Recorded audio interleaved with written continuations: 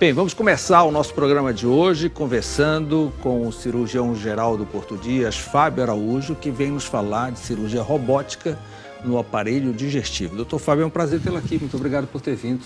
Da mesma forma, Mauro. É uma grande honra estar aqui com você.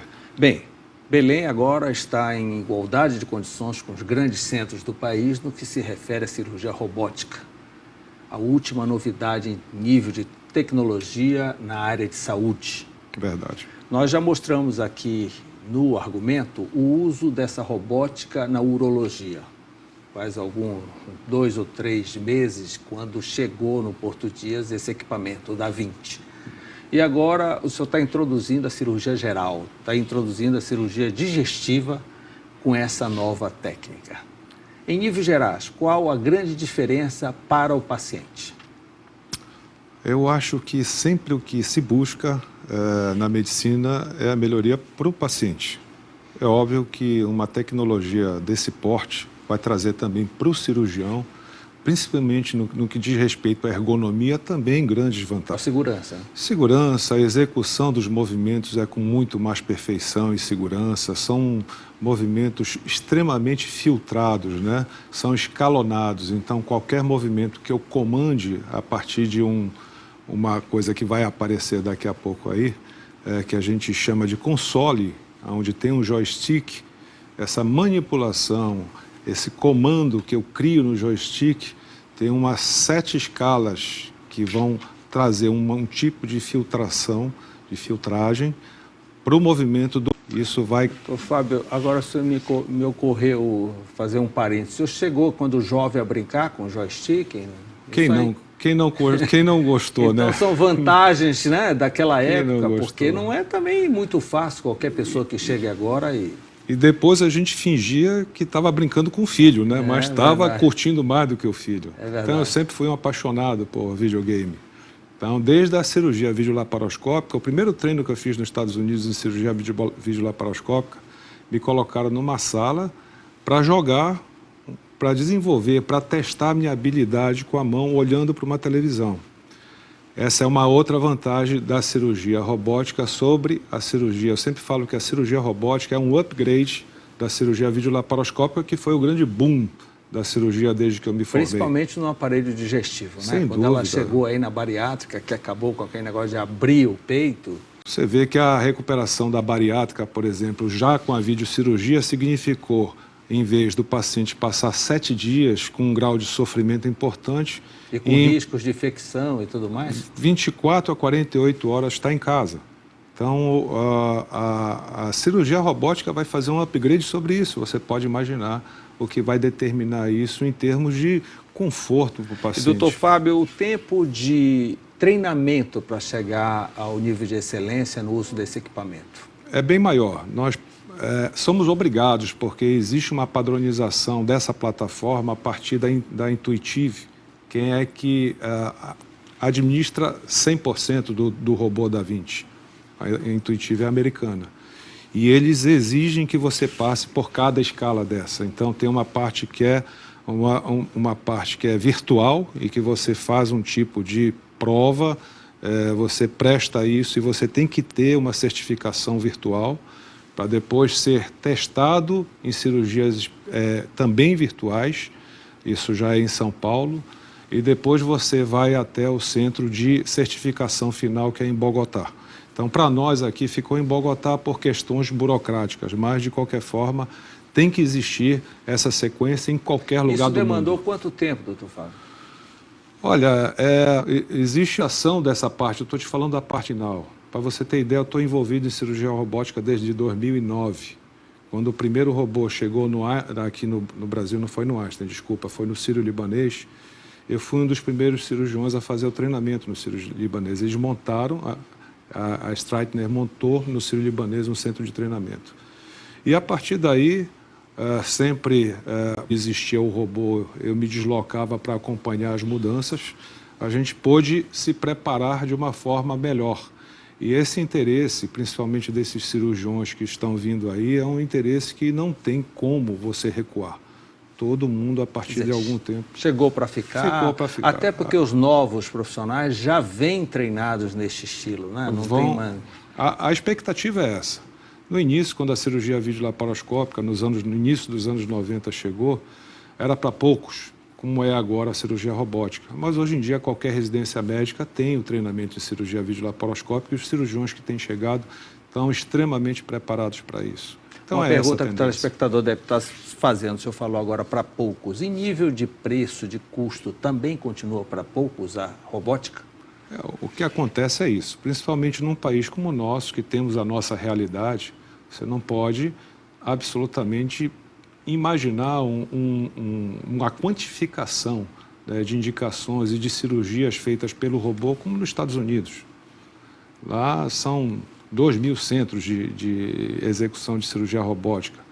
Aqui eu acho que a gente está por volta de 30 robôs, lá são 2.000, né, que efetivamente fazem muitas cirurgias por ano. Eu não sei exatamente números, mas aqui no Norte o primeiro é aqui no Hospital Porto Dias. Então, você vê, desde que foi implantado o robô e que a equipe de urologia, com o Dr. Francisco, o Dr. Zé Augusto, executou, eles já ultrapassaram 20 cirurgias, né, urológicas. A gente, nessa inauguração, entre aspas, mas é realmente a estreia, passada, esse final de semana. Este final de semana. Este final de semana, sexta e sábado. Eu e Pedro fizemos 4 cirurgias de grande porte. Teve cirurgia bariátrica, teve cirurgia que inclusive foi de um médico de hérnia inguinal bilateral de grande volume, foi uma cirurgia belíssima. Teve cirurgia de retirada de baço, teve gastrectomia por câncer de estômago, né? E todos eles com um resultado surpreendente. A esplenectomia por uma patologia como a púrpura trombocitopênica, que é uma patologia importantíssima no que diz respeito a todo o aspecto clínico. No dia seguinte, o paciente tinha-se a impressão de que ele tinha sido submetido a uma colecistectomia. Então, teve alta no dia seguinte.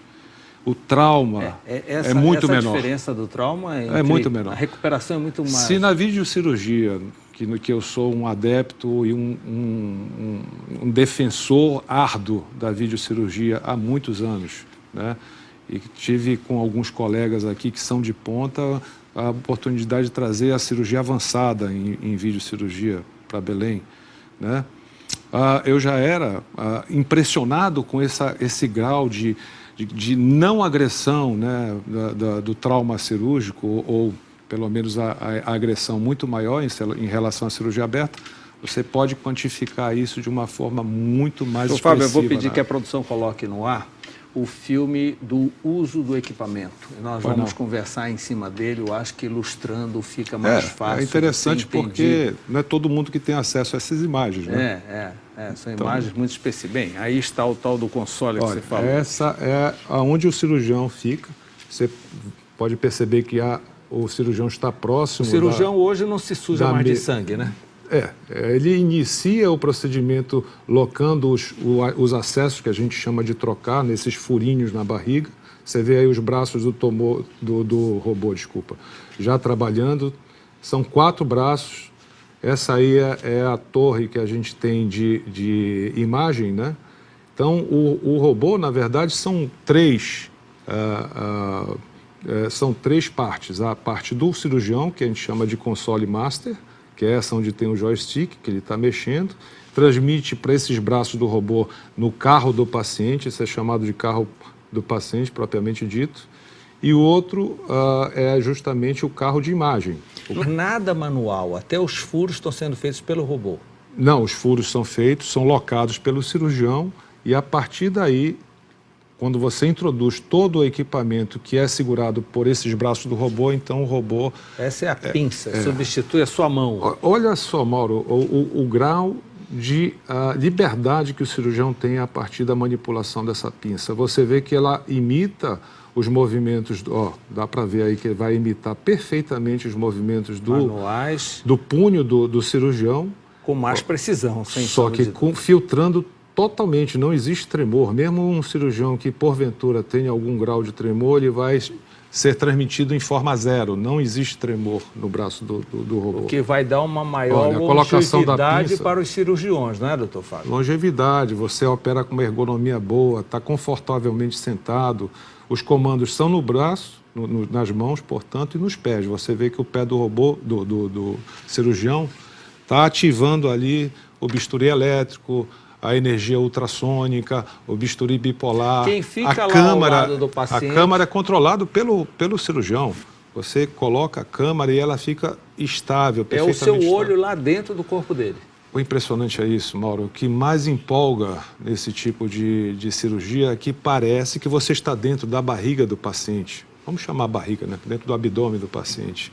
Parece que o seu olho foi colocado lá dentro. Então, quando você faz uma aproximação e aumenta a imagem, magnifica a imagem 20 vezes, é como se o teu olho estivesse lá perto do que você está operando. Então, a precisão, obviamente, vai ser também magnificada. E o resultado só tende a ser melhor. A sutura é absolutamente prazerosa, porque você tem os movimentos em todos os sentidos que você desejar, dá para fazer o que não dá para fazer na laparoscopia, porque na laparoscopia os instrumentos entram em ângulo reto. Nesse não, eles entram e você posiciona da maneira que você quiser. Então é realmente uma coisa que a gente fala com uma certa empolgação, mas tem fundamento. Quem fica ao lado do paciente? O anestesista, instrumentista? O anestesista não pode sair de jeito nenhum, nunca. E nenhuma cirurgia hoje em dia, nos hospitais realmente de porte, o anestesista está sempre do lado do paciente. Mas a gente precisa de um auxiliar do lado do paciente e o instrumentador que vai passando as pinças para auxiliar. As pinças são substituídas na medida que o... Você viu aquela colocação da pinça? Aquela pinça existe em cima dela uma estrutura com 4 tipos de roldanas para comandar os nossos movimentos. Mas a parte final da pinça é mais delicada do que da cirurgia laparoscópica. E quantas pinças o senhor pode... A cada vez nós temos 3 braços disponíveis para os movimentos do cirurgião. Então, ao invés do cirurgião ter 2 braços, ele passa a ter mais um. E o outro braço do robô segura o sistema óptico, que também é controlado pelo cirurgião. Então, existem seletividades de comando. Eu posso comandar uma pinça para segurar uma estrutura para mim, aí deixo ela parada. Se eu quiser deixar ela parada por 5, 6, 10 horas, ela fica na mesma posição e não se mexe.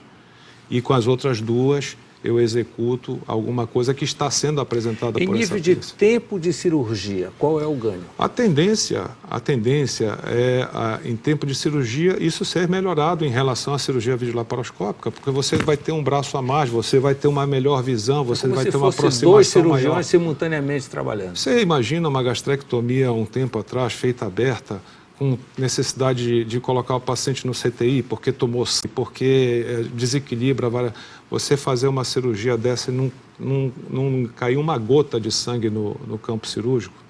Então, a tendência é você ter a visão de estruturas importantes como se você estivesse junto dessa estrutura. Então, as artérias principais, gástrica esquerda, a duodenal, tudo isso foi ligado a 2 centímetros, 3 centímetros do campo Fábio, ainda operatório. tem muita curiosidade sobre isso e temos também um outro vídeo da cirurgia acontecendo. Nós vamos a um breve intervalo e na volta voltaremos ainda com o robô da 20. Eu volto já.